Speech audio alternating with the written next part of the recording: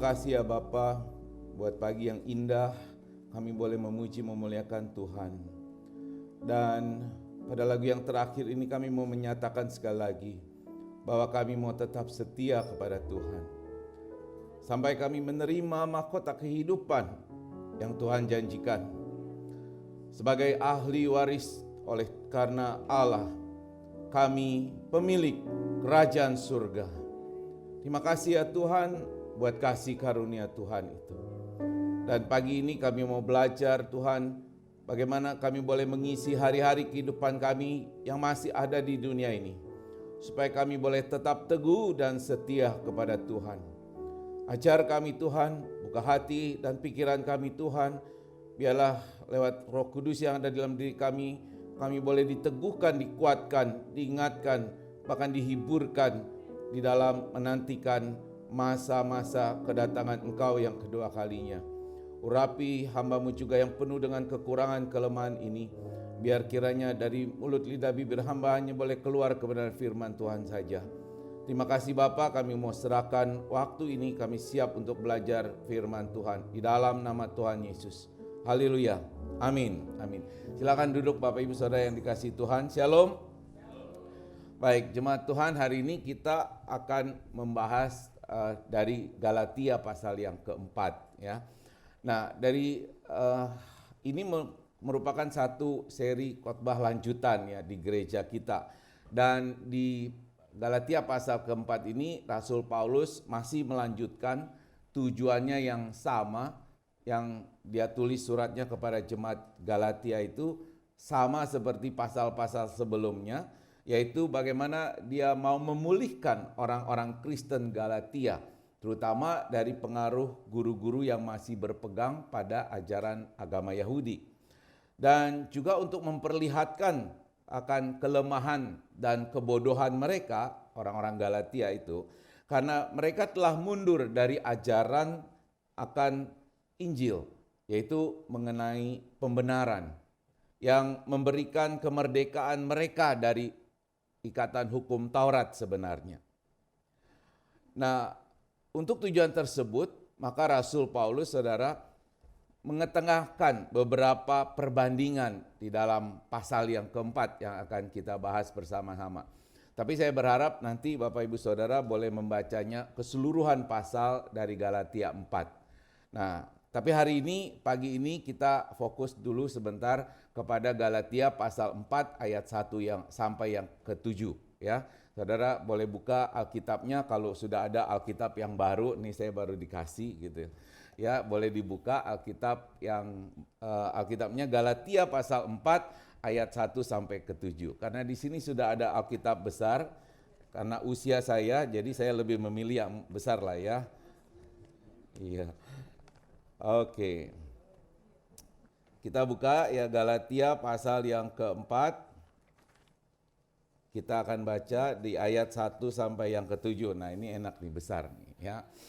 Oke, kalau sudah siap katakan amin Saudara. Amin ya. Baik, mari kita baca bersama-sama Galatia pasal 4, kita baca ayat 1 sampai yang ke-7. 2, 3 mulai.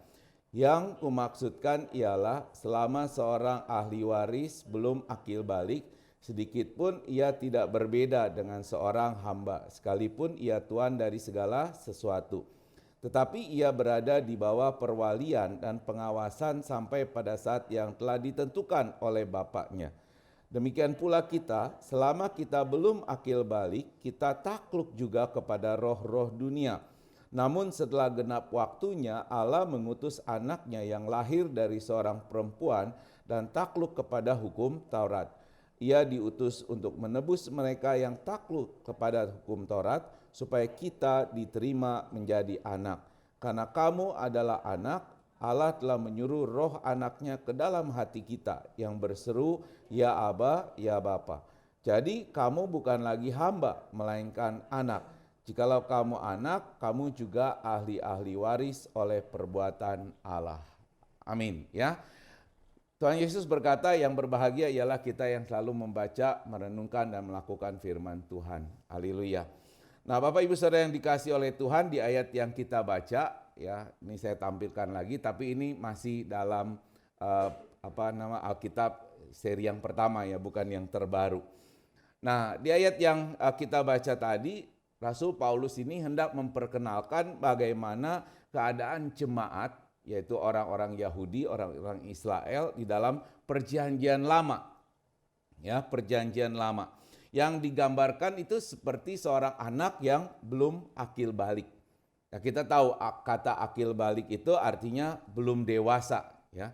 Jadi belum akil balik dimaksudkan belum dewasa. Nah, tentu kita semua pernah merasakan masa kanak-kanak kita ya. Pernah ya? Siapa yang pernah? Wih, kayaknya di sini langsung lahirnya udah dewasa nih. Pasti melewati masa kanak-kanak ya, pasti. Dan tentu kalau kita masih ingat waktu kita masih kanak-kanak itu kita selalu di bawah pengawasan orang tua, betul ya? Kita selalu harus ikut patuh pada perintah orang tua kita. Kita harus patuh pada aturan-aturan yang tentu tiap keluarga berbeda-beda. Nah, kita harus patuh dan taat dan di dalam pengawasan. Nah, kalau kita melanggar tentu ada konsekuensi, pasti dihukum. Hukumannya mungkin kalau yang berat banget tuh bisa dikunciin di kamar mandi gitu ya. Mungkin ada yang mungkin dipukul, mungkin juga ini zaman dahulu. Kalau orang tuanya yang strict banget itu kalau melanggar sekali aja, wah bisa habis tuh ya. Nah, jadi kurang lebih seperti itulah keadaan jemaat pada Perjanjian Lama. Mereka hidup di bawah hukum Taurat, di bawah pengawasan ahli-ahli Taurat. Ya, dan kalau melanggar pasti ada hukumannya. Nah, Paulus juga menggambarkan bahwa anak yang belum akil balik itu ibarat seperti seorang hamba. Ya, seorang hamba juga sama ya. Tentu kita tahu kalau namanya hamba tentu di bawah pengawasan tuannya. Terus harus mematuhi aturan-aturan dari tuannya. Harus mengikuti kemauan tuannya ya, di bawah perintah tuannya. Kalau melanggar tentu ada hukumannya, konsekuensinya ya. Tentu ada yang harus hukuman yang dia terimanya. Nah, jadi penggambaran bahwa jemaat di Perjanjian Lama itu Rasul Paulus katakan seperti anak yang belum akil balik, belum dewasa, seperti seorang hamba yang meskipun seorang ahli waris punya harta tapi masih belum penuh berkuasa atas warisan yang dia harus terima.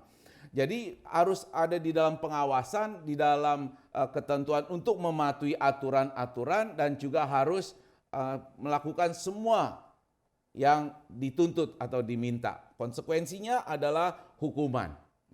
Nah, kita tahu bagaimana tentu jemaat-jemaat di Perjanjian Lama itu yang notabene adalah kaum Yudaisme, yang mereka betul-betul menjalani hukum Taurat itu dengan sedemikian rupa, penuh ketaatan dan tidak boleh menyimpang sekalipun. Ya, nah sedikit bergeser sedikit, saudara, ini sebagai pengetahuan.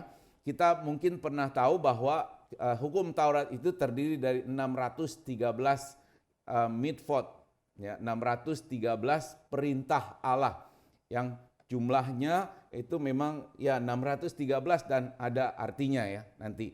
Nah, ini adalah kumpulan aturan-aturan atau peraturan-peraturan dari hukum Taurat, Bapak Ibu Saudara. Dan hukum Taurat ini biasa disebut dengan juga hukum Musa atau hukum Sinai, ya, hukum Musa atau hukum Sinai. Nah, nanti ada kaitannya tentu.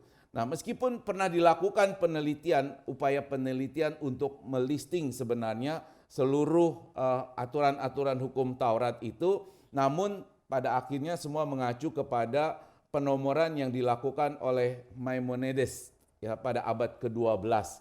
Jumlahnya kurang lebih 613 dan di dalam 613 itu ada hukum perintah positif, ada hukum perintah negatif.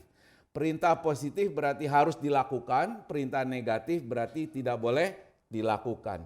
Nah, rupanya ini sekedar pengetahuan juga buat Bapak Ibu Saudara bahwa 613 itu terdiri dari 365 hukum yang positif. Ya, 365 hukum positif yang itu berkaitan dengan jumlah hari 1 tahun, betul ya? Betul ya, 365 ya. Jadi setiap hari melakukan hal yang baik. ada 248 aturan-aturan yang disebut hukum negatif. 248 itu konon merupakan jumlah seluruh tulang-tulang dan organ-organ penting di dalam tubuh kita. Ya. Nah, jadi dalam artian 613 itu adalah seluruh perintah yang harus dilakukan full sepanjang tahun oleh segenap tubuh kita, diri kita seutuhnya, secara totalitas, secara sempurna. Nah, itulah hukum Taurat. Nah, memang sekarang ini tidak lagi semuanya bisa dilaksanakan setelah bait suci dihancurkan. Ya, tidak semua bisa dilakukan, Bapak Ibu Saudara. Saya mencatat hanya ada 77 perintah positif dan 194 perintah negatif yang dilakukan oleh orang-orang Yudaisme pada saat ini. Dan ada 26 perintah diantaranya berlaku hanya di wilayah Israel. Jadi di luar Israel itu tidak berlaku. Nah, tapi kan tetap aja banyak ya. Jadi kalau coba kita hitung 613 dikurang 77 194, tambah aja deh 77 tambah 194, berapa tuh? Waduh, lama ngitungnya nih. Oke, total aja lah. Kira-kira ada 245 hukum. Dari 613 tinggal 245. Tapi masih banyak juga kayaknya ya. Dan itu cukup berat. Ya, cukup banyak untuk bisa dilakukan dan sulit sekali dilakukan. Apalagi kalau kita ingat ucapan Yakobus di Yakobus 2 ayat 10. Ya, Yakobus 2 ayat 10 dia bilang begini. Sebab barang siapa menuruti seluruh hukum itu tetapi mengabaikan satu bagian daripadanya, ia bersalah terhadap seluruhnya. Jadi kalau 245 itu 244 dipenuhi tapi satu enggak, berarti sama aja semuanya enggak terpenuhi. Ya, dan itu berarti tidak sempurna, Bapak Ibu Saudara. Ya, sulit dan cukup berat. Apalagi kalau kita ingat-ingat di Perjanjian Lama, kalau melanggar hukum Taurat itu agak berat hukumannya, konsekuensinya. Ya, saya kasih contoh nih. Di Imamat 18 ayat 29 Tuhan katakan begini. Karena setiap orang yang melakukan sesuatu pun dari segala kekejian itu, orang itu harus dilenyapkan dari tengah-tengah bangsanya. Ya, kekejian itu apa yang dimaksud di Imamat 18 ayat 29 itu? Yang dimaksud adalah kekejian terhadap hukum perzinahan. Jadi hukum perzinahan itu adalah kekejian. Jadi di dalam Imamat 18 nanti saudara baca dilarang untuk berzina atau bersetubuh dengan anggota keluarga, dengan istri dari ayahmu, ya suami dari ibumu, ya suami dari saudaramu dan sepupu, enggak boleh itu ya bersetubuh dengan keluarga atau kerabat. Nah, kedua, enggak boleh bersetubuh dengan sesama laki-laki seperti dengan seorang perempuan. Ya, jadi yang namanya gay itu sudah pasti kekejian di mata Tuhan. Ya. Dan dilarang lagi bersetubuh dengan hewan, dengan binatang. Nah, itu kekejian yang ada di dalam hukum Taurat.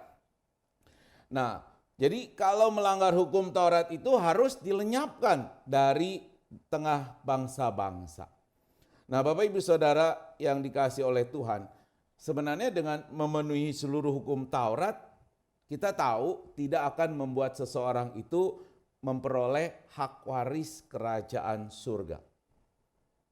Sekali lagi, dengan mematuhi seluruh hukum Taurat secara sempurna, tidak akan membuat seseorang itu menjadi ahli waris kerajaan surga. Nah, kok kita tahu bagaimana caranya? Kita belajar dari Tuhan Yesus, Bapak Ibu Saudara. Tentu saudara ingat ya, ada satu percakapan dari seorang muda yang kaya dengan Tuhan Yesus pada suatu ketika. Ada di Matius 19 ayat 16 sampai 21 atau di Markus atau di Lukas juga sama ya. Tentu saudara ingat percakapannya ya, percakapannya gini. Jadi satu ketika datanglah seorang muda menghadap Yesus, kemudian dia bertanya begini. Guru, perbuatan baik apa yang harus kuperbuat untuk memperoleh hidup yang kekal? Kemudian kita tahu Tuhan Yesus menjawab pada waktu ya, itu singkat aja, turutilah segala perintah Allah. Nah, si anak muda ini cukup heran gitu ya. Perintah yang mana yang dimaksudkan? Perintah yang mana? Jadi Tuhan Yesus menjawab, jangan membunuh, jangan berzina, jangan mencuri, jangan mengucapkan saksi dusta, hormati ayah ibumu dan kasihlah sesamamu. Nah, 6 ini adalah dasar hukum Taurat sebenarnya Bapak Ibu Saudara. Ya, ini adalah dasar hukum Taurat. Nah, kemudian anak muda itu mengatakan, semua sudah kuturuti, semua sudah kulakukan Tuhan. Ya, semuanya sudah sempurna aku kerjakan. Lalu Tuhan Yesus berkata, kalau begitu kurang satu. Sekarang pergilah, jualah semua hartamu, bagikan kepada orang miskin, dan datanglah kemari, ikutlah aku. Ya, ikutlah aku. Jadi dari hal itu kita jelas mengerti bahwa Tuhan Yesus menekankan bahwa kalau kita mematuhi semua hukum Taurat itu, kita melakukan semua yang baik itu, tidak bisa membuat kita menjadi ahli waris, kecuali kita datang kepada Yesus dan mengikuti Yesus. Amin Bapak Ibu Saudara. Ya, nah ini yang ditekankan atau ditegaskan oleh Tuhan Yesus. Di luar sana masih banyak juga orang-orang yang berpikiran kurang lebih seperti anak muda yang kaya ini Bapak Ibu Saudara. Ya, mereka berpikir dengan berbuat banyak kebaikan, tidak berbuat dosa, mereka bisa masuk ke surga. Ya, saya mau sharing satu pengalaman ya bersama seorang teman Bapak Ibu Saudara. Nah, teman baik saya ini kebetulan suaminya dari teman baik Diakon Jenny. Udah tahu Diakon Jenny di sini Bapak Ibu Saudara? Belum tahu ya? Ada Diakon Jenny yang baru. Ya. Kalau di warta itu tulisannya DKNJOANNE gitu. Diakon John maksudnya. Cuman karena agak sulit memang itu namanya ya, agak unik. Jadi ada yang manggil Diakon Jenny. Yang ikut doa bersama pasti ngerti itu maksudnya. Ya. Nah, teman baik saya ini suaminya teman baik Ibu Jun. Ya, jadi kita sering bersama-sama dulu ya. Nah, beberapa waktu lalu kita ketemu dan kita sharing ini udah cukup lama sih ya. Kemudian dia bilang begini, bos, panggilnya kita saling manggil bos gitu kalau di pergaulan ya. Bos kan Kristen ya, iya pasti diajarinnya adalah ajaran kasih ya.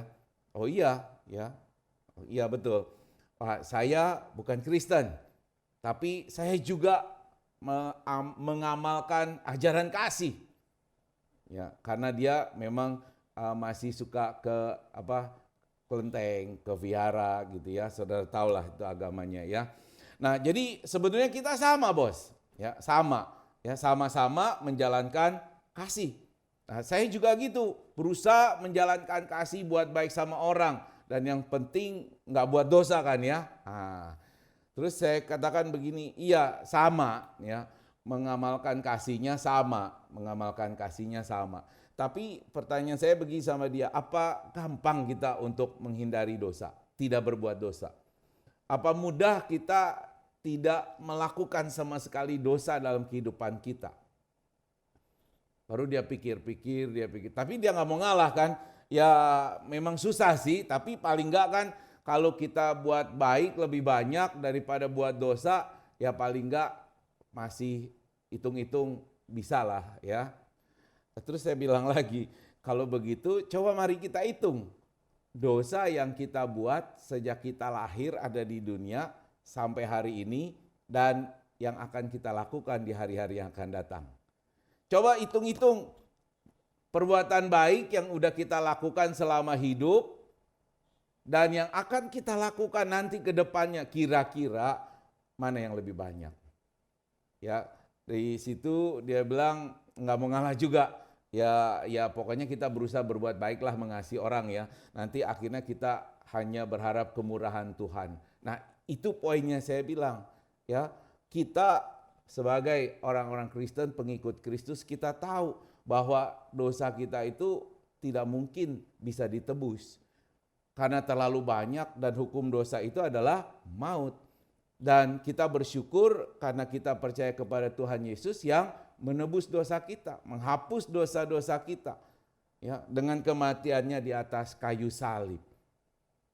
Kita bersyukur Bapak Ibu Saudara, ya, dan kita tetap melakukan perbuatan kasih, iya, bukan sebagai satu keterpaksaan buat menebus dosa, tapi kita melakukan kasih karena dosa kita sudah ditebus, sudah dihapuskan. Ya, itu saya sampaikan kepada dia, dan puji Tuhan sampai hari ini dia udah percaya kepada Kristen, tapi dia belum beriman. Ya, belum beriman. Dia sudah percaya tapi belum beriman. Beda kan ya? Ya, beda. Ya, kadang-kadang dia WA saya, "Bos, tolong doain saya kepada Tuhan Yesus." Nah, loh. Iya.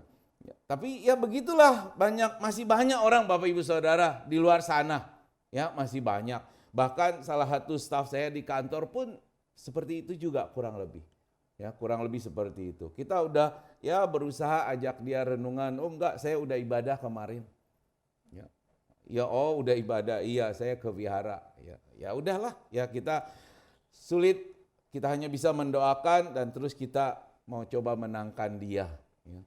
Nah, Bapak Ibu Saudara, hal-hal yang seperti ini masih banyak dialami oleh orang-orang di luar sana.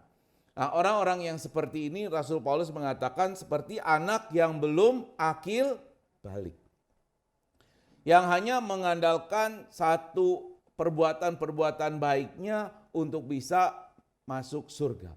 Untuk bisa memperoleh hidup yang kekal.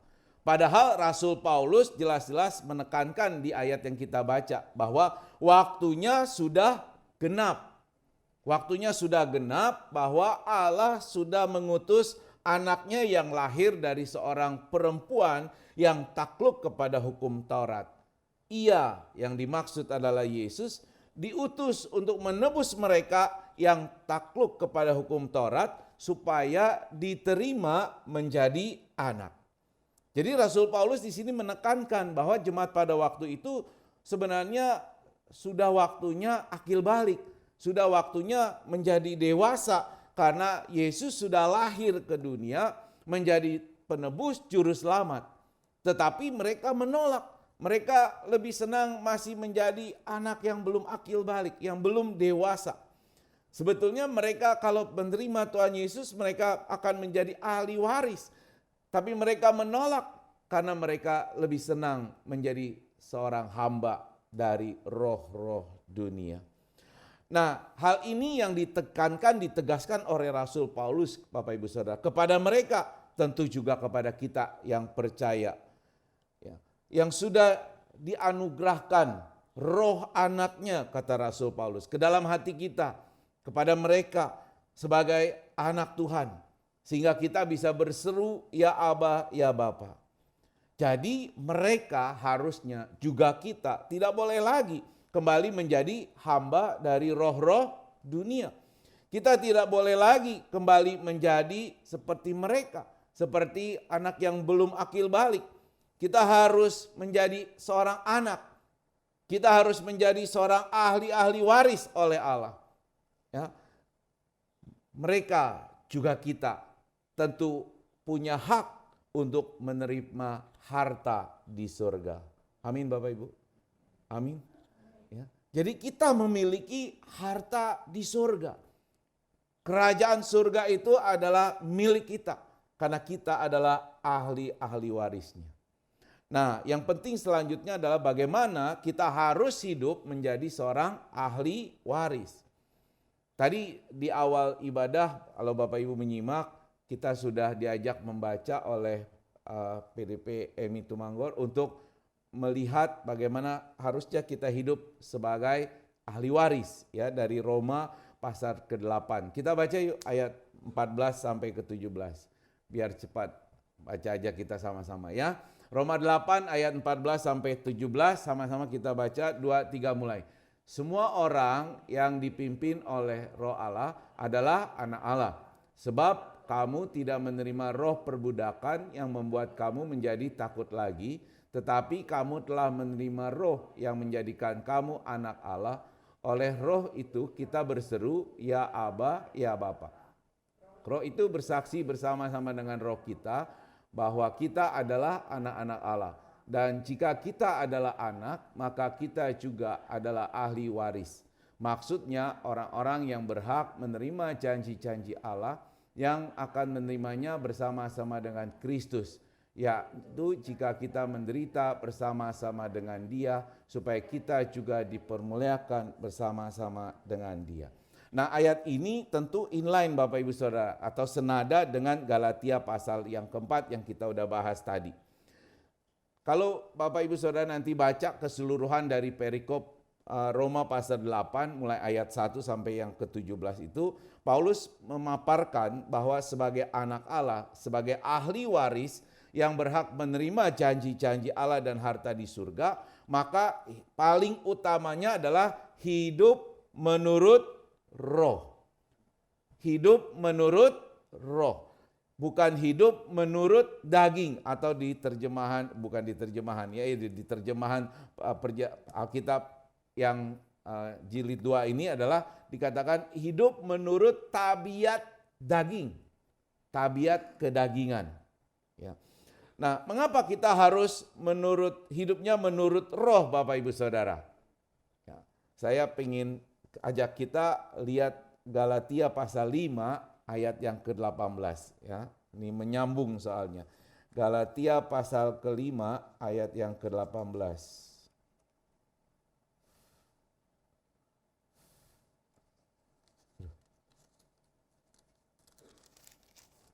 Ya, Galatia 5 ayat 18 saya bacakan buat saudara nih ya, dari Alkitab yang baru nih.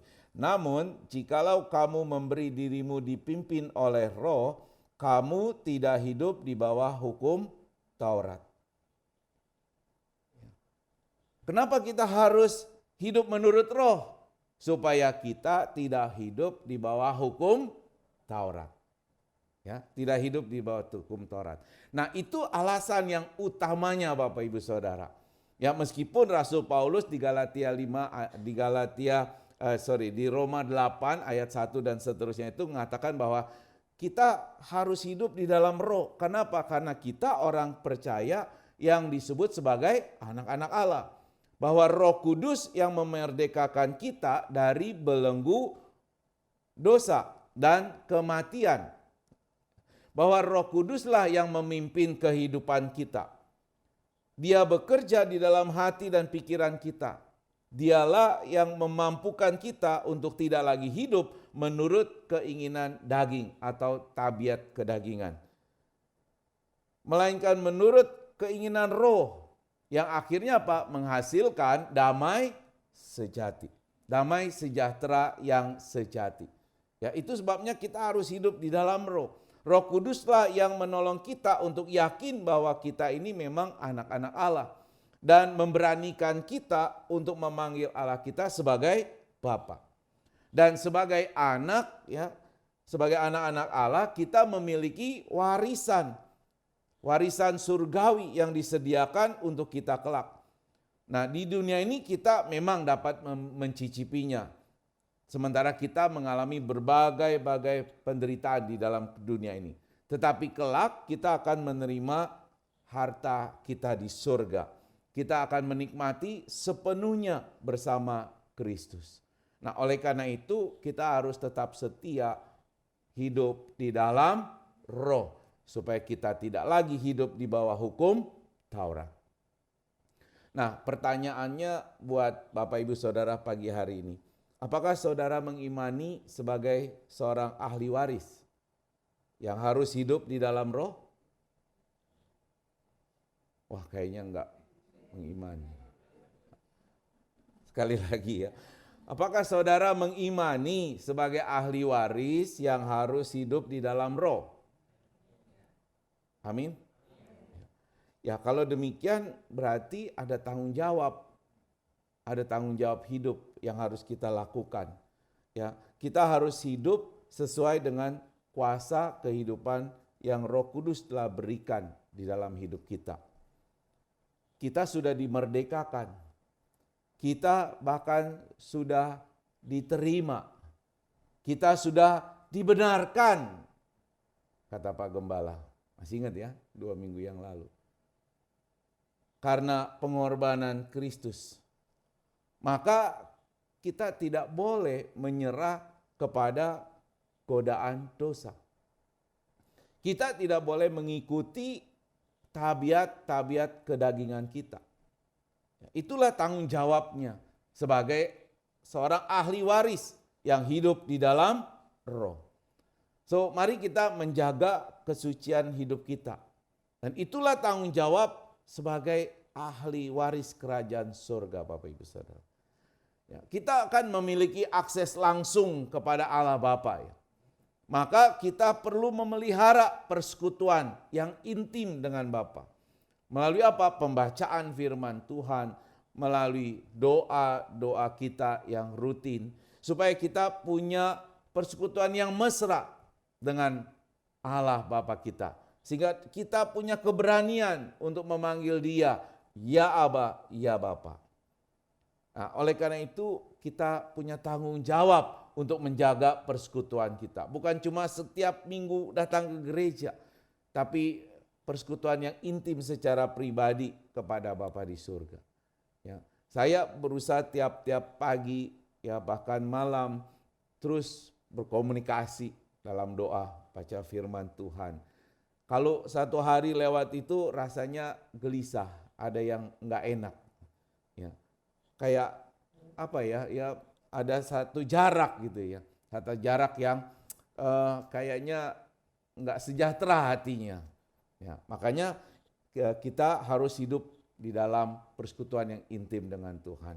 Ya, itu tanggung jawab kita Bapak Ibu Saudara. Amin ya. Tadi kita nyanyi komitmen setia sampai akhir, sampai mendapatkan mahkota kehidupan. Iya, tapi sementara menanti ini ya kita harus terus hidup di dalam roh, kita harus terus menghindari kedagingan, kita harus terus menjaga kesucian, ya kita harus terus-menerus membina hubungan yang intim dengan Allah Bapa di surga. Ya. Nah, ini yang menjadi tanggung jawab kita Bapak Ibu Saudara. Terakhir dari Galatia 4 ini ya, ini satu ilustrasi yang juga indah dan menarik. Di bagian akhir dari Galatia pasal 4, Rasul Paulus menampilkan 2 sosok wanita. Ya, ini adalah Sarah, bukan Sarah di sini, ada Sarah tadi. Dan siapa? Hagar. Ya, tentu saudara tahu, Sarah dan Hagar. Nanti Bapak Ibu Saudara baca ya ayat bagiannya. Nah, dua-duanya ini adalah siapa? Istri Abraham. Ya, benar istri Abraham. Yang istri cuma satu. Ya, siapa? Sarah. Yang Hagar itu hambanya Sarah yang diberikan kepada Abraham. Nah, kita tahu Bapak Ibu Saudara, dua wanita ini melahirkan putra bagi Abraham. Ya, putranya Sarah adalah Ishak, putranya Hagar adalah Ismail. Ya. Nah, tapi dua-duanya ini memang anak Abraham kan? Benar ya? Meskipun ibunya beda kan dua-duanya sama-sama anak Abraham. Tapi Rasul Paulus mau mengatakan bahwa ini beda, dua-duanya ini beda. Ya, beda. Bedanya di mana? Kalau kita menelaah, kalau Ismail itu lahir gara-gara nih ya, si Sarah pengen Abraham punya keturunan. Maka dia kasihlah Hagar hambanya supaya tidur dengan Abraham dan kemudian melahirkan anak. Dan itulah Ismail. Jadi Ismail itu lahir karena keinginan daging.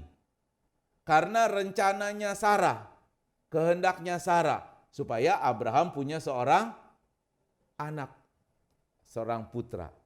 Nah, beda dengan Ishak, kita tahu. Ishak itu lahir karena kehendak Allah. Waktu itu kan kita tahu, ya Sarah itu mandul dan usianya sudah lanjut. mustahil untuk bisa punya anak. Tapi karena kehendak Allah, karena rencana Allah, maka Ishak dilahirkan. Dan itu juga karena memenuhi janji Allah. Jadi kita lihat anak Abraham sama, tapi bedanya satu adalah anak disebut anak kedagingan, yang satu disebut dengan anak surgawi. Ya, jadi beda karena jalurnya berbeda gitu ya. Nah, orang Yahudi, Bapak Ibu Saudara, menganggap mereka semua keturunan Abraham. Nah, mereka lupa ada jalurnya Ismail, ada jalurnya Ishak. Ya, tidak sama dua-duanya. Nah, oleh karena itu kalau di penggambaran kita telaah lebih lanjut, ya dikatakan begini, Hagar itu melambangkan hidup perhambaan, ya karena memang dia seorang hamba yang tidak pernah dijadikan istri yang sah oleh Abraham. Ya, tetap seorang hamba. Makanya istri Abraham itu cuma satu, yaitu Sarah. Hagar itu dikatakan melambangkan saat Gunung Sinai, karena dari Gunung Sinai itu orang yang selalu digambarkan mengandalkan kekuatannya sendiri, mengandalkan kemampuannya sendiri. Ya, itulah Hagar. Hagar itu melambangkan Yerusalem duniawi dikatakan, karena dia melakukan sesuatu yang berdasarkan kedagingan. Ya. Beda dengan Sarah, Bapak Ibu Saudara. Sarah itu melambangkan hidup oleh kasih karunia. Hanya karena kasih karunia dia bisa punya keturunan, kan begitu ya. Kalau tanpa kasih karunia Tuhan, dia jelas-jelas mandul kok. Sarah itu melambangkan Yerusalem surgawi. Yerusalem surgawi. Nah, inilah perbedaannya Bapak Ibu Saudara. Oleh karena itu kita juga harus membuat pilihan, ya, pilihan. Bapak Ibu Saudara mau pilih jadi yang mana nih? Ya. Mau jadi keturunannya Hagar atau keturunannya Sarah? Ya, kalau kita masih hidup dengan dalam tabiat kedagingan, ya kita akan jadi anak-anaknya Hagar. Kalau kita ingin jadi anak-anaknya Sarah, berarti kita harus hidup di dalam roh. Dan kita tahu kalau di dalam dunia sekarang ya, ada istri yang sah punya anak, ada yang non sah punya anak. Yang punya hak waris yang mana? Yang sah, pasti yang sah, betul ya. Jadi keturunan Ishaklah itu sebetulnya ahli waris yang sah, ya, ahli waris yang sah. Jadi kalau kita sungguh-sungguh ingin hidup sebagai ahli waris yang sah, maka balik lagi kita harus hidup di dalam roh, menjaga kekudusan hidup kita. Dan ada satu statement Bapak Ibu Saudara, semoga bisa kita ingat ya. Ketaatan seorang hamba itu terpaksa, betul ya? Hamba itu terpaksa taat karena kalau enggak dihukum. Itu seorang hamba. Ketaatan orang merdeka adalah ucapan syukur. Ya, ucapan syukur. Nah, artinya apa? Kalau kita mau tarik lagi lebih dalam, kalau kita tidak taat melakukan firman Tuhan, jangan-jangan kita ini bukanlah ahli-ahli waris. Jangan-jangan kita ini bukanlah orang-orang yang sudah dimerdekakan. Ya. Nah, Bapak Ibu Saudara yang dikasihi oleh Tuhan, mari kita sadarkan diri kita imani bahwa kita ini adalah orang-orang yang percaya, yang sudah dimerdekakan oleh Kristus. Amin. Kita sudah dibenarkan oleh Kristus. Kita sudah diterima seutuhnya sebagai anak oleh Allah. Dan untuk itu kita adalah orang-orang yang dimiliki oleh Kristus. Amin. Masih ingat minggu lalu Pendeta Horas berkhotbah bahwa kita ini milik Kristus. Kalau bukan milik Kristus, milik siapa dong? Kita ini milik Kristus, kita dimiliki oleh Allah. Dan kalau kita milik Allah, berarti kita harus hidup di dalam roh. Tadi firman Tuhan sudah katakan. Dan kita harus hidup sebagai ahli waris kerajaan surga. Hiduplah di dalam roh, Hiduplah di dalam kasih karunia Allah karena kita adalah milik Kristus. Amin. Mari kita berdoa. Bapa di surga, terima kasih buat firman-Mu yang sudah kami renungkan pagi hari ini yang sederhana. Kiranya Tuhan menolong terus untuk mengingatkan kami, meneguhkan kami untuk hidup sebagai ahli-ahli waris Kristus, ahli-ahli waris kerajaan surga yang akan menerima harta kekayaan hidup kekal di kerajaan surga kelak. Tuhan, kami tahu di dalam perjuangan hidup kami banyak pergumulan, banyak godaan yang seringkali menyeret kami. Bukan hanya oleh pengajaran-pengajaran yang menyimpang, yang membuat kami kembali tunduk kepada roh-roh dunia. Tapi juga kami seringkali diseret untuk masuk jatuh dalam perbuatan-perbuatan dosa yang tidak menyenangkan hati Tuhan. Oleh karena itu ya Bapa, biarlah kiranya firman-Mu pagi hari ini yang terus boleh mengingatkan kami bahwa kami sebagai ahli-ahli waris kerajaan surga, kami harus hidup di dalam roh. Bukan sebagai satu keterpaksaan kalau kami taat kepada Tuhan, tapi itu adalah sebagai ungkapan syukur kami karena kami sudah menjadi orang-orang yang dimerdekakan oleh Kristus. Kami dibenarkan oleh Kristus. Kami sudah diterima seutuhnya oleh Allah sebagai anak. Terima kasih Bapa buat firman-Mu yang indah yang kami dengar pagi hari ini. Ya, biarlah firman-Mu itu boleh sungguh-sungguh termeteraikan di dalam hati dan pikiran kami. Terpujilah Engkau, di dalam nama Tuhan Yesus kami berdoa dan mengucap syukur. Haleluya. Amin.